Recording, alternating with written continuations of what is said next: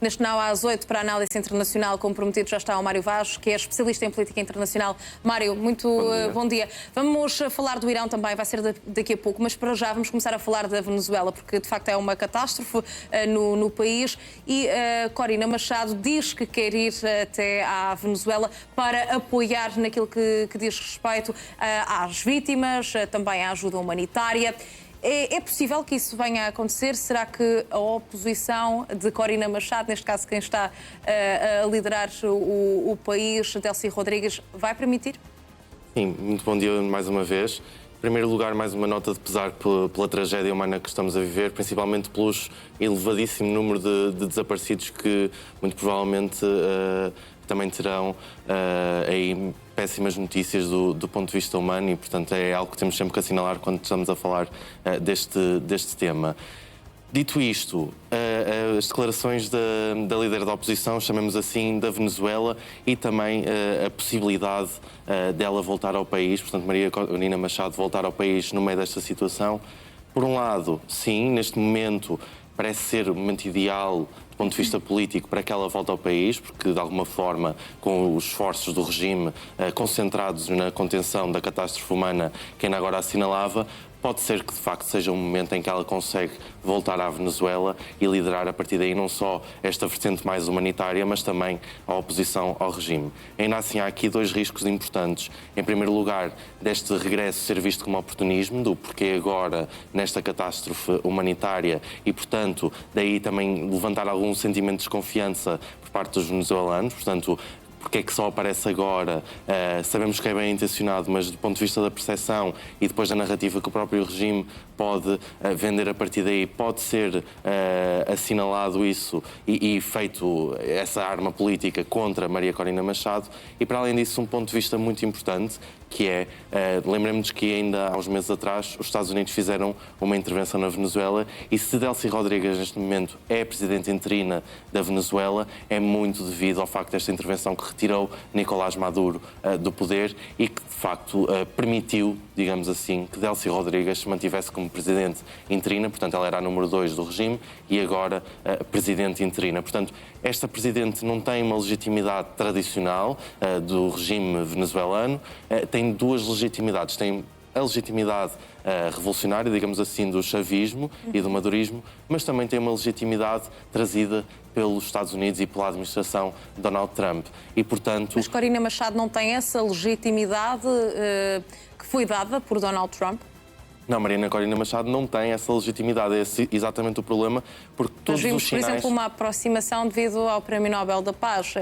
Sim. É tudo para norte-americanos verem e venezuelanos verem? Mas mais uma aproximação de Maria Corina Machado a Donald Trump e não ao contrário. Até porque do ponto de vista estratégico dos Estados Unidos e daquela que é a sua doutrina, o renascimento da doutrina Monroe, portanto, muito chamada doutrina Don Roe, que no fundo, grosso modo, diz o seguinte: o hemisfério ocidental, chamado assim nos documentos estratégicos dos Estados Unidos, portanto, a América Latina, o continente americano norte-sul, pertence aos Estados Unidos e os interesses dos Estados Unidos têm que ser salvaguardados. Portanto, é um renascimento desta doutrina que no século XIX, quando ela é feita, é para fazer com que os interesses europeus e as potências europeias não ingerissem naqueles que são os interesses e os assuntos da América. Neste momento, não só para os interesses europeus, mas também asiáticos, principalmente da China. Nesse sentido, os Estados Unidos fazem esta intervenção na Venezuela, conseguem retirar Nicolás Maduro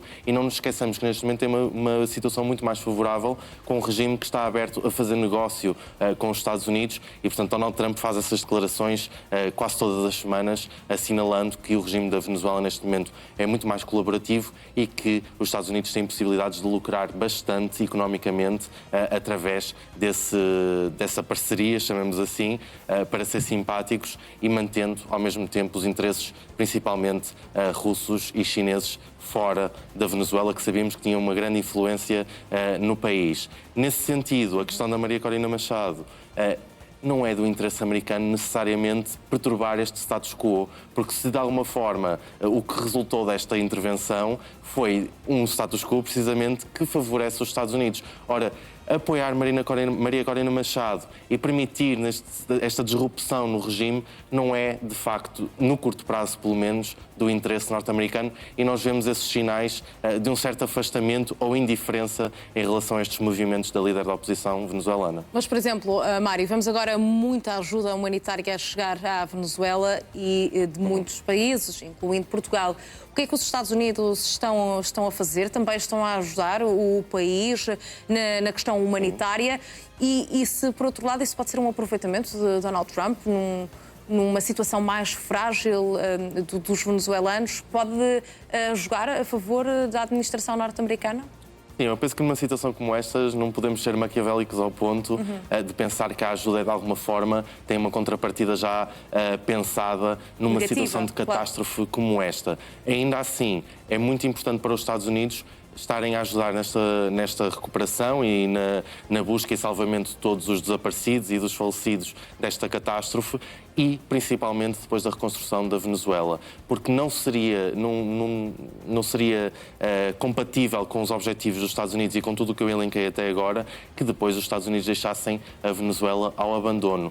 Ainda assim, é difícil perceber, neste momento, qual é que é a percepção na Venezuela de todos estes desenvolvimentos. Sabemos que a população está naturalmente muito frustrada e insatisfeita com aquela que tem sido a resposta. O Estado venezuelano é um Estado falhado, digamos, com todas as palavras. Portanto, desde que Nicolás Maduro chega ao poder, que a Venezuela tem uma queda económica que já vinha com sinais de trás, mas que aí se assinala com muita maior intensidade e que depois resulta num Estado que não tem capacidade de resposta a estas catástrofes. Sabemos que nenhum Estado, perante uma catástrofe desta dimensão, conseguiria responder totalmente e garantir que toda a gente é acudida nos momentos de maior aflição, mas ainda assim deixa à nu as fragilidades deste Estado. E, portanto, nesse ponto de vista, é totalmente do interesse dos Estados Unidos, até por tudo o que eu disse, de que o status quo, neste momento, favorece aqueles que são os interesses estratégicos americanos, de apoiar toda esta recuperação da catástrofe e depois a reconstrução de todas as áreas afetadas e da economia venezuelana, porque isso sim vai garantir que os Estados Unidos têm, no fundo, um pé na Venezuela e conseguem ditar aquele que é o andamento não só da economia venezuelana, mas depois todo o seu processo político. Esperemos que não haja muitas mais vítimas mortais, se bem que, de facto, não parece ser muito positivo o cenário por esta altura, mas vamos continuar a acompanhar, perceber a evolução também deste número de vítimas mortais e dos feridos. Mas, para já, vamos falar do Irão, que desmente a Casa Branca e garante que não há qualquer encontro agendado com os Estados Unidos para os próximos dias. Uma versão que contraria diretamente as declarações de Donald Trump. O presidente norte-americano reafirmou ontem que a reunião em Doha estava de pé. You know, oil prices are way down. We hit $69 today. It was higher than that prior to the denuclearization of Iran fight that we have, which we're doing very well. There'll be a meeting on that tomorrow in Doha. And they're going to Qatar. I think they've already left, or they're just about getting ready to leave. So we'll see how that goes. But we're doing very well on that front. But the meeting in Doha is going to be perhaps important, perhaps not. We're going to find out. But we're winning militarily. It's almost won militarily, I would say. And it's really very simple. It's the denuclearization of Iran. We don't want them to have a nuclear weapon, and they're not going to have a nuclear weapon. And they've agreed to that, in all fairness. O Irão diz que a desminagem no Estreito de Hormuz vai ser feita exclusivamente pelo país. A posição foi assumida pelo vice-ministro dos Negócios Estrangeiros iraniano em resposta às declarações do presidente francês Emmanuel Macron, que defendeu uma operação conjunta com França, Omã e outros parceiros. O Irão sustenta que o acordo celebrado com os Estados Unidos atribui esta responsabilidade exclusivamente a Teherão e aconselha Paris a não agravar uma situação que considera sensível e complexa. O tráfego no Estreito de Hormuz continua condicionado devido à presença de minas e à ameaça de ataques com drones.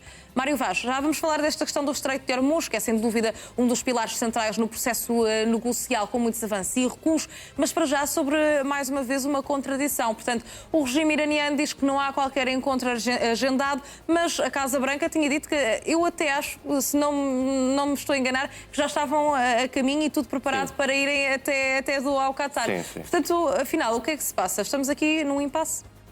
Madalena, É mais uma demonstração da completa falta de confiança que existe entre as partes, que não falam sequer a mesma língua, e isso é visível no próprio texto do memorando de entendimento.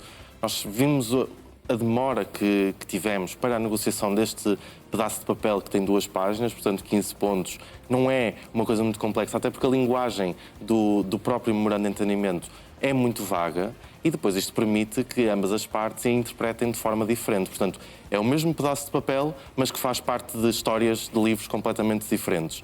No fundo, neste momento, e indo também à questão do Estreito de Hormuz, há aqui um grande travão, é que em relação ao acordo, ao artigo 4 e 5, se não estou enganado, que dizem respeito à navegabilidade do Estreito e a como será feita a coordenação e a segurança na navegabilidade do Estreito e também a sua desminagem, há aqui narrativas opostas que depois se degladiam na praça pública à falta de capacidade política para a fazer militarmente. Porque é isso que nós estamos neste momento a falar. Por exemplo, olhemos para a razão de ser deste memorando de entendimento e porque é que ele existe neste momento. Os Estados Unidos, Donald Trump, no fundo, não fazem mais nada com este memorando de entendimento que não seja pagar o resgate do Estreito de Hormuz, seja pelo alívio de sanções ao Irão completamente inédito para o regime da República Islâmica, o alívio, o descongelamento de ativos no montante de pelo menos 12 mil milhões de dólares. E, para além disso, a promessa de um fundo de recuperação de 300 mil milhões de dólares. Tudo isto são contrapartidas financeiras, no fundo, se quisermos, uma cenoura, para usar uma gíria política bastante comum, que se põe à frente do Irão para eles aceitarem, para o regime islâmico, aceitar abrir o Estreito de Hormuz, porque de outra forma não o faria. Porque é muito fácil para o Irão conseguir manter e continuar esta ameaça sobre o Estreito de Hormuz, interrompendo ou pelo menos dificultando imenso o tráfego de navios petroleiros no Estreito. E, portanto, neste momento nós temos esta situação em que nenhum dos lados tendo vencido no campo de batalha, digamos assim, tentam agora vender as suas narrativas para o palco internacional, para os países terceiros, para a comunidade internacional, mas também internamente, ainda mais importante, tanto a administração americana, mas também o regime iraniano, e nós sabemos que há divisões dentro do regime iraniano, não fala tudo à mesma voz. Nós falámos muito no início do conflito, daquela matriz de mosaico do regime iraniano, da grande descentralização, e depois com toda a eliminação das camadas cimeiras das lideranças deste regime, neste Mas momento... essas vozes ativas também não existem na administração de Donald Trump? Sim, já podemos ir lá. Só para concluir este ponto sobre o Irão, nós o que vemos neste momento são manifestações e sinais de elementos, nomeadamente da Guarda Revolucionária, a dizerem que este acordo e a negociação com os Estados Unidos é uma demonstração de fraqueza perante uma vitória militar inequívoca. Ora, isto não aconteceu assim. O que o Irão conseguiu, sim senhor, foi uma vitória estratégica, porque conseguiram negar, no fundo, aos Estados Unidos a vitória militar, portanto, fazendo o bloqueio do Estreito de Hormuz e conseguindo manter a ligação ao seu proxy Hezbollah, e por esse mesmo motivo, nos Estados Unidos também existem várias vozes contra este acordo. 2 linhas, digamos assim, nos Estados Unidos. Portanto, uma linha mais ligada aos democratas, que é contra a guerra desde o início do processo e, portanto, mais favorável a uma negociação. Não nos esqueçamos da retórica que Donald Trump tem em relação a este conflito, com a justificação sendo a fraqueza do acordo original de Barack Obama. Portanto, lembramos aí que o acordo que sairá neste momento e o que se perspectiva será muito parecido ou pior do que o acordo de Barack Obama. E depois temos uma linha mais dura do Partido Republicano, muito ligada àqueles que são os lobbies do Estado de Israel, que defende uma linha mais parecida com os interesses do Estado israelita, de que este conflito devia continuar para também conseguir avançar com os interesses norte-americanos, que na situação atual não conseguem. Onde é que fica Donald Trump no meio disto tudo? Contente, apesar de tudo, porque, como dizia na peça, o preço do petróleo está a baixar para níveis próximos do pré-conflito. E isso é muito importante porque nós analisávamos a queda dos índices de popularidade de Donald Trump ao longo do conflito, e se há uma coisa com que o eleitor americano vota, ou pelo menos tem a intenção de votar, neste caso nas eleições intercalares e naquilo que demonstra nos estudos de opinião, é o custo de vida. E isso diz respeito ao petróleo e diz respeito também depois a todos os efeitos multiplicadores que o preço do petróleo tem na economia, porque sabemos que é a base energética de muitos e muitos setores. Então vamos falar do Estreito de Hormuz, até porque se tem falado da retirada das minas. Portanto, exatamente. Emmanuel Macron pode ajudar ou não nesse processo? Era bem-vinda essa ajuda? Sim, exatamente. Os países europeus têm uma capacidade que a Marinha norte-americana não tem tão forte ou tão forte proporcionalmente à sua dimensão, que é a capacidade de desminagem. E, nesse sentido, a ajuda europeia seria útil. Agora, ainda assim, lembremos que esta ajuda, e os europeus já disseram que esta ajuda só quando o conflito acabasse. É uma pressão extra para Donald Trump também? Sim, ou para ambos os lados. Ou não quer essa ajuda também, pelos vistos, não é? Para ambos os lados. Ainda assim, podemos que dissecar as narrativas de Donald Trump muito bem dissecadas, porque essas declarações de Donald Trump inserem-se numa lógica de pancada, digamos assim, que Donald Trump gosta de dar consecutivamente aos seus aliados. Lembramos das declarações de Giorgia Meloni, que começa este mandato de Donald Trump como sendo uma das melhores amigas políticas do presidente americano e que, neste momento, é ela própria a dizer que Donald Trump é mais forte com os seus aliados do que com os seus inimigos. Na desminagem no Estreito seria importante a ajuda europeia, tem essa capacidade até mais do que os Estados Unidos em proporção, mas ainda assim a situação é complicada porque é preciso também que o lado iraniano, e nós vemos as declarações do regime islâmico neste momento, a dizer que a desminagem vai ser exclusivamente feita por eles.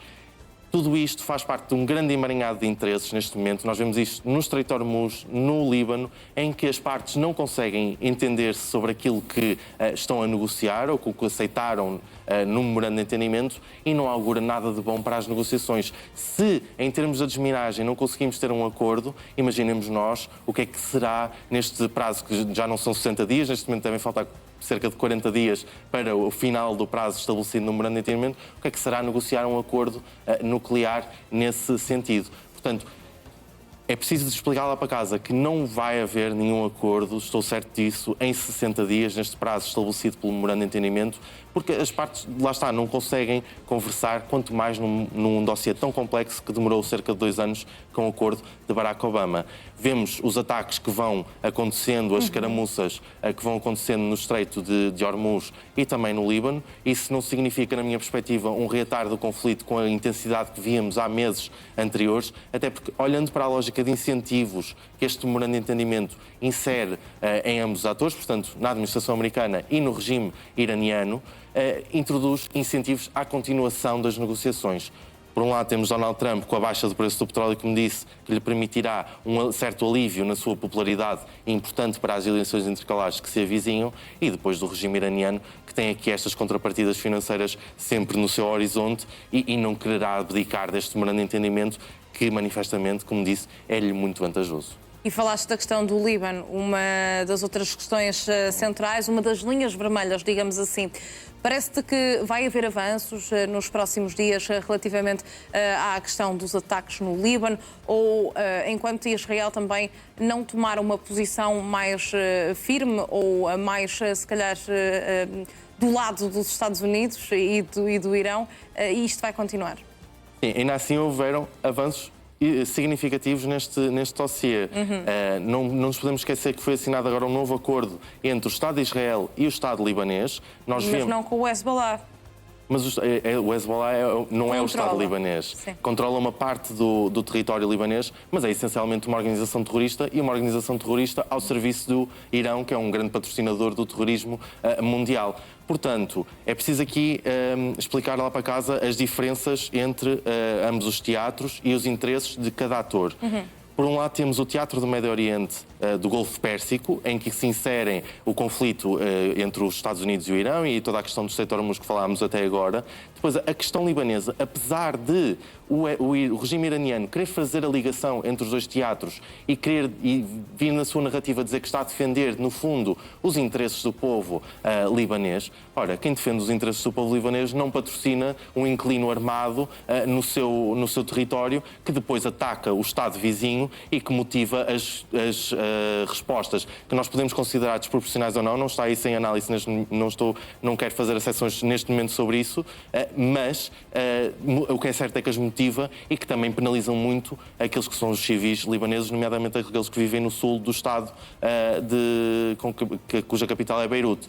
Portanto, nesse sentido, neste momento, nós tivemos avanços significativos porque Israel e o Líbano assinam um acordo em que, no fundo, estabelecem zonas piloto para o exército libanês, do Estado libanês, não o Hezbollah, começar a manter o controle destas zonas, entretanto conquistadas ou ocupadas por as forças de defesa de israelitas, o que permitirá no futuro estabelecer um caminho para que estas forças do Estado libanês, de facto, tenham força para impor o monopólio do uso de poder coercivo, portanto, uma das características principais de um Estado, sobre o Hezbollah e sobre o sul do seu território, normalizando assim as relações com Israel. Agora, será isto possível? É muito difícil, porque o Hezbollah tem uma presença muito forte, não só militar, mas também social e politicamente no Estado libanês. Sabemos das fraturas sociais que existem neste Estado, que também ele é um mosaico de várias culturas e denominações religiosas, e isto pode resultar numa guerra civil. Ainda assim, são sinais positivos e é preciso